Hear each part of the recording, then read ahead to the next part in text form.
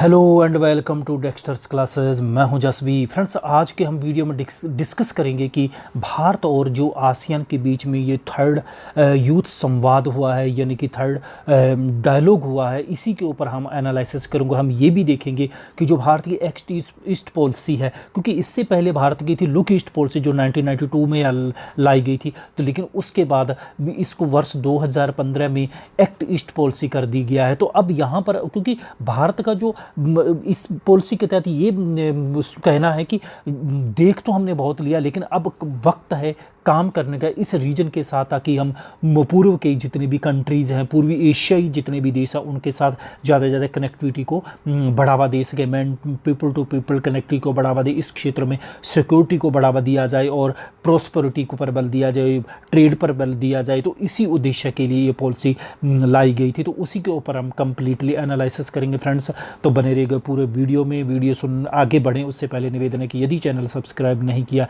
तो चैनल को सब्सक्राइब अवश्य कर लीजिए। अब हम बात करते हैं कि जो इंडिया आसियान यूथ डायलॉग हुआ है 8 से 10 जून को हुआ है, तो ये हुआ है कंप्लीटली ऑनलाइन हुआ है, क्योंकि आप जानते हैं कोविड-19 के चलते दुनिया भर के फ्लाइट बंद है, तो इस वजह से ये सम्मेलन आजकल ऑनलाइन ही किए जा रहे हैं। तो ये इसका प्रमुख उद्देश्य है, इसका प्रमुख उद्देश्य ये है कि इस रीजन के युवाओं को, चाहे इंडियन सब कॉन्टिनेंटल और इसके दक्षिण पूर्व एशिया के जितने भी देश हैं, आसियान के कुल 10 देश हैं, इनके युवाओं को एक सकारात्मक दिशा दी जा सके, उनके एनर्जी को एनहेंस किया जाए और आपसी पीपल टू पीपल कनेक्टिविटी को बढ़ावा दे। इसी उद्देश्य के लिए इस प्रकार का आयोजन वर्ष 2017 से किया जा रहा है। यानी कि जो पहला यूथ डायलॉग हुआ था वो हुआ था वर्ष 2017 में, दूसरा हुआ 2019 में और तीसरा हुआ 2020 में। और यदि हम फिर आगे हम ये देखेंगे कि जो आसियान और भारत के बीच में जो आपसी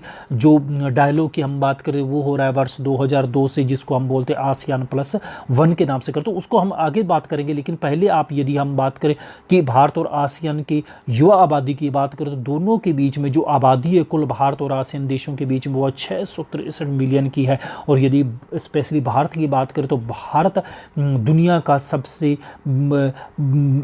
बड़ा युवा वाला देश है, पहली बात। और इसमें यहाँ पर बात ये भी नहीं भूलना चाहिए कि भारत में 450 मिलियन लोग हैं मात्र 15 से 35 वर्ष की आयु के। और यदि हम 35 वर्ष की आयु से कम की हम बात करें तो वो 35%, यानी कि कुल 35% और टोटल 450 मिलियन। यदि हम आसियान देशों की बात करें तो यहाँ पर है 263 मिलियन युवा हैं, और जो बढ़कर शीघ्र ही 220 होने वाले हैं।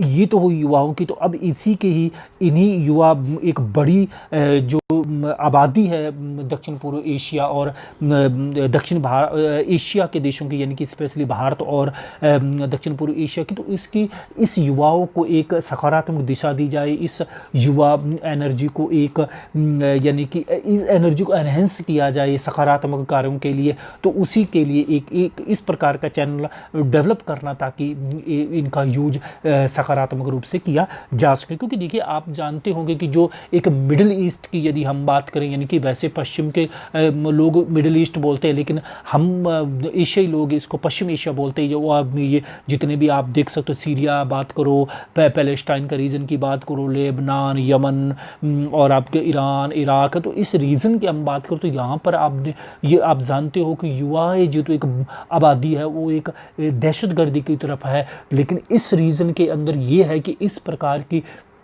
गतिविधियों से आपस में बचाकर रखा जाए युवाओं को, इसी उद्देश्य के लिए इस प्रकार का इनिशिएट लिया गया है। और यदि हम आसियान की बात करें तो आसियान 8 अगस्त सन 1967 को थाईलैंड की राजधानी बैंकॉक में इसकी स्थापना हुई थी, यानी कि बैंकॉक घोषणा पत्र के तहत की गई, जिसमें कुल 5 देशों के द्वारा इस घोषणा पत्र को जारी किया गया था, जिसमें मलेशिया, इंडोनेशिया, सिंगापुर, फिलीपींस और थाईलैंड है। और वर्तमान में इसमें कुल 10 देश हो चुके हैं, यानी कि पूरे दक्षिण पूर्व एशियाई देश हैं जो कई बार बार हम इसके ऊपर डिस्कस कर चुके, इसलिए हम मैप में नहीं जाएंगे तो फिर वीडियो लंबा हो जाएगा। तो इसलिए यहाँ पर आप Brunei, Cambodia, Indonesia, Laos, Malaysia, Myanmar, Philippines, Singapore, Thailand और वियतनाम, ये कुल 10 वर्तमान देशों की राजधानी। इंडोनेशिया की राजधानी जकार्ता और पहला सम्मेलन हुआ था वर्ष 1976 में बाली में हुआ था। तो अब यहाँ पर और वर्तमान में इसके 2 सम्मेलन होते हैं हर वर्ष। और उद्देश्यों की बात करें तो इसमें है ये कि आपसी जितने भी दक्षिण पूर्व एशियाई आप देश हैं इनके बीच में राजनीतिक, आर्थिक, सैन्य, शिक्षा, सांस्कृतिक आदान प्रदान और एकीकरण को बढ़ावा देने के उद्देश्य से इस संगठन की स्थापना की गई थी। अब यदि हम बात करें तो कि जो ये आसियान भारत का जो यूथ सम्मेलन है, इसका प्रमुख उद्देश्य क्या है कि ताकि इसमें ये है कि दोनों के बीच में आपसी संबंधों को आर्थिक और सांस्कृतिक क्षेत्र में और से और ज़्यादा से ज़्यादा बढ़ा दिया जाए। और इसमें प्रमुख जो केंद्र की हमने बात की तो जो एक्ट ईस्ट पॉलिसी वर्ष 2015 से मोदी सरकार लेकर आई है और 1992 से इसे एक लुक ईस्ट पॉलिसी के रूप में यूज़ किया जा रहा है। तो इसमें क्या है कि ज़्यादा से ज़्यादा आर्थिक और सांस्कृतिक संबंधों को बढ़ावा दिया जाए और दोनों रीजन के युवाओं को एक दूसरे की संस्कृति के बारे में बताया जाए। क्योंकि देखिए, क्योंकि इस रीजन में सबसे ज़्यादा बौद्ध धर्म है और बौद्ध धर्म होने की वजह से, क्योंकि और बौद्ध धर्म की यदि हम बात करें तो वो भारत से गया है, चाहे हम चाइना की बात करें, चाहे म्यांमार की बात करें, चाहे ब्रुनेई की बात करें, चाहे आप फिलीपींस और ये इस रीजन के देशों की हम बात करें, लाओस, कंबोडिया, वियतनाम, इन देशों की हम बात करें तो भारत से ही बौद्ध धर्म जाकर यहाँ से गया और यहीं से फैला है। तो इससे क्या कि ताकि विरासत को, और इसमें प्रमुख रूप से एक विश्वविद्यालय को डेवलप करके आपसी सांस्कृतिक आदान प्रदान को बढ़ावा दें। क्योंकि आप जानते हैं कि भारत का जो एक नालंदा और तक्षशिला 2 विश्वविद्यालय होते हैं, सबसे प्राचीन विद्यालय, हालांकि तक्षशिला तो पाकिस्तान में चला गया और नालंदा बिहार में, इसका पुनरुद्धार किया गया। मिलकर आसियान और भारत ने मिलकर इसका स्थापना की, इस उद्देश्य इस नालंदा विश्वविद्यालय को पुनर्स्थापना की गई है। और यहाँ पर हम बात करें तो इसमें और इसी विश्वविद्यालय में विभिन्न प्रकार के कोर्स चलाए जाते, आसियान देशों के छात्रों को भी इसके तहत फिर उस कोर्स के उसका कार्यक्रम के लिए छात्रवृत्तियां भी प्रदान की जाती है। और यदि छात्रवृत्ति की हम बात करें तो वर्ष जो 25वीं वर्षगांठ होती है, देखिए भारत और आसियान के बीच में जो साझेदारी शुरू की गई थी वो 1992 में की थी, तब भारत अर्ध सहयोगी बना था। और फिर वर्ष 2000 यदि हम बात करें 17-18 में तो इसकी 25वीं वर्षगांठ मनाई गई। तो इस वर्षगांठ के दौरान 1000 आसियान देशों के छात्राओं को PhD के लिए फेलोशिप भी प्रदान की जा चुकी है, ताकि अब यहाँ पर विद्यार्थी आकर हमारी संस्कृति को ज़्यादा से ज़्यादा जान सके। और यदि हम साझेदार की बात करें तो भारत आसियान का 92 में एक अर्ध सहयोगी बना था और 1996 में पूर्ण सहयोगी बना और वार्ताकार सहयोगी बना भारत वर्ष 2002 में। तब से भारत और आसियान +1 के नाम से आपस में वार्ता करते हो, ताकि दोनों के बीच में द्विपक्षीय व्यापार को अधिक शक्ति बढ़ाया जाए, आपसी कनेक्टिविटी को बढ़ावा दिया जाए और एक दूसरे की पब्लिक को दोनों के नज़दीक, एक दूसरे के नज़दीक लाया जा सके। इसी उद्देश्य के लिए इस प्रकार की वार्ताओं का आयोजन किया जा रहा है। और यदि हम व्यापार की हम बात करें तो देखिए वर्ष 2011-12 में भारत और आसियान के बीच में